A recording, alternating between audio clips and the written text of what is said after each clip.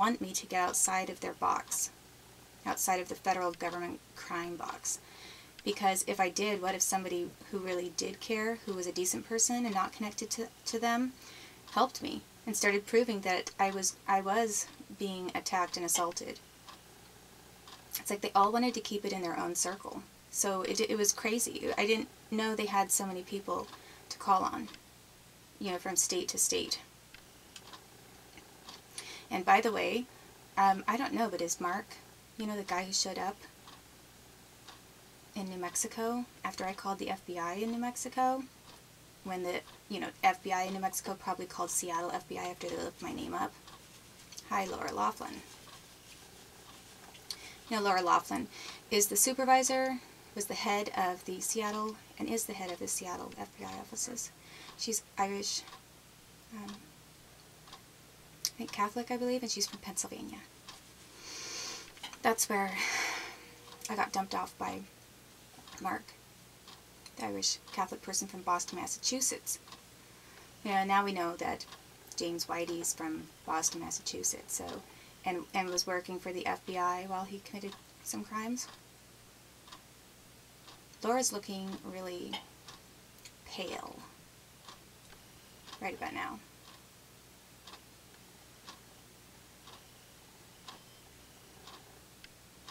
And I will describe to you what kind of crimes occurred to me in Seattle right next to her offices in just a little bit.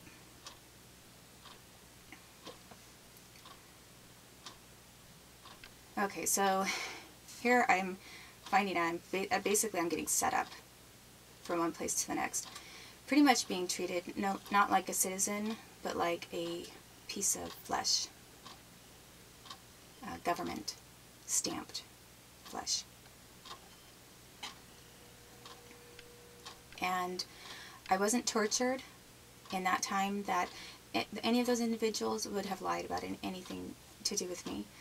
If they were giving me a free meal and it was medicated and then they were being nice to me, they would have lied and said, well, she's mentally ill now, and now that she's being medicated, she doesn't imagine that people are being rude to her anymore.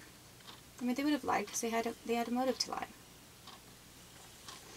And then when I'm not taking their free meal anymore, it would have been very easy for them to say, well, now she thinks that we're all harassing her because she's not taking the medication.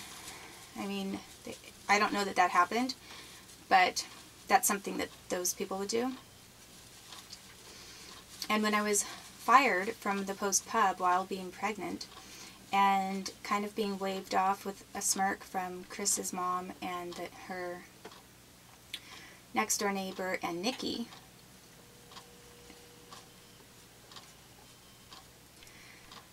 at that time I was in a high-rise that looked out over the Pentagon. It was on the 7th floor and it looked over the Pentagon. I mean, it wasn't like a tiny speck in the distance. It was just like a few miles. If I could go from my window to the Pentagon ahead of me, it was a few miles. If you were flying, a couple miles. So it wasn't just some tiny speck you could barely see. It was pretty close to me. And at some point, me and my unborn baby began being tortured with technology, military technology, aerospace defense industry technology. That happened before I was fired from the Washington Post, from the Post Pub. It wasn't the entire time that I stayed there, but towards the end of my stay there, and that was that location was Arlington, Virginia. So at that time,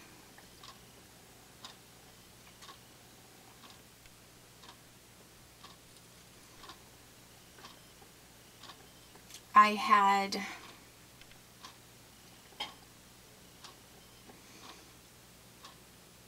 was definitely pregnant. When they started torturing me and my baby, I was about 3 months. I believe that the torture occurred after I finally had, maybe 2 or 3 months along. And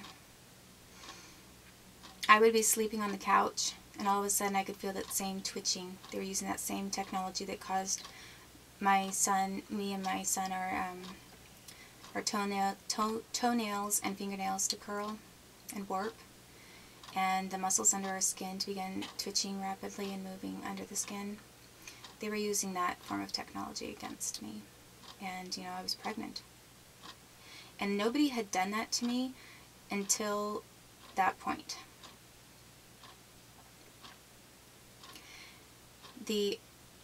That was the only form of...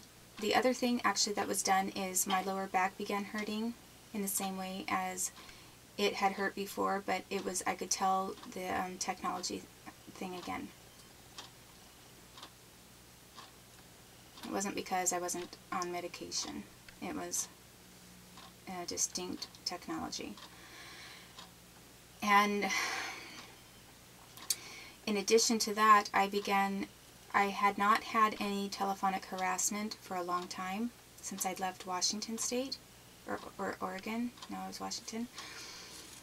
But all of a sudden I started having telephonic harassment with people disconnecting me, transferring me all over the place. I was trying to get a prenatal care clinic, and I was being harassed while I was doing that. So they were trying to create an inordinate amount of stress in my life while I was carrying a baby. And also I was being prevented from getting prenatal care for that baby. It was definitely someone involved with telecommunications, because I was, for example, I would call one number and they would transfer me to a totally different number that I hadn't called, like for mental illness, doing crazy things again when I wasn't crazy. And then on one occasion, a helicopter, they repeated the things that were being done to me and my son in East Wenatchee, Washington. I mean, where there's this man even in a helicopter flying low next to our car. So all of a sudden, I'm in this high rise in Arlington, Virginia, and there's this military helicopter a few feet away from my window. I mean, the Pentagon is like right across the way. And here is a military helicopter that came up to my window, up to the level of my window, and then they just sort of hovered there, and I saw some individuals. In that case, it was more than one individual in the helicopter, laughing at me. And I remember I put my head down. I was lying on the couch because I was trying to take a nap. I was exhausted because of the pregnancy. And I heard this weird noise, so I put my head up and looked out the window. I hadn't been asleep. I had just started to lay down to take kind of a nap or just rest. I wasn't asleep at all. My eyes were open. And I raised my head up and looked out the window, and here is this military helicopter outside of my window. I mean, that was why I looked up at all. It's because I could hear something outside. And the apartment seemed to shake a tiny bit, like the windows. So then I saw those individuals, and it seems like kind of a weird reaction, but after being put in such bizarre situations for so long, I just put my head right back down, and I decided and kept resting. I didn't want them to see me, so I put my head down. I didn't want them to be staring at me. My curtains were open, but I didn't want to get up and close them, and if I had my head down, they couldn't see my face. So I put my head back down and just waited, and then I heard their helicopter go away. So all of those things at the same time happened to me in Arlington, Virginia, while I was pregnant.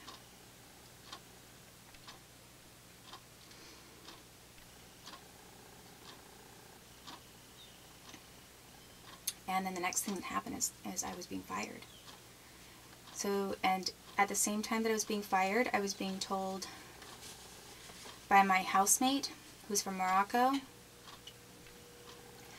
He told me that he had to get a different place, and he was closing out of the apartment, and I was renting a room. I was paying him to rent a space there. and we didn't have anything intimate happen between us at all. I was just paying as a housemate. And since he was closing the lease on it, he couldn't sublet to me or whatever anymore, and I had to find another place. And so suddenly I was thrust out of housing, and I was being told to go back to Washington State. I was being harassed in the same way that I was harassed in Washington State, and then all of a sudden I'm getting fired.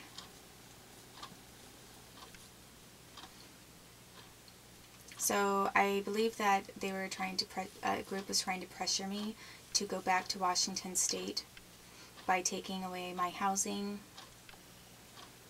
my job, and torturing me and my unborn baby, and probably assumed that also if they cut off my phone visits with my son, which was extremely traumatizing to me, that then I would take my money, because I had a little bit of money, I would take whatever I had, which wasn't enough, or it was barely enough for a plane trip, but then I wouldn't have had anything else, and fly out to Washington to what?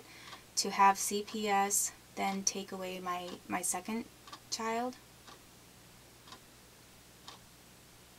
you know, so they could do another head molding and damage the brain of kid number 2.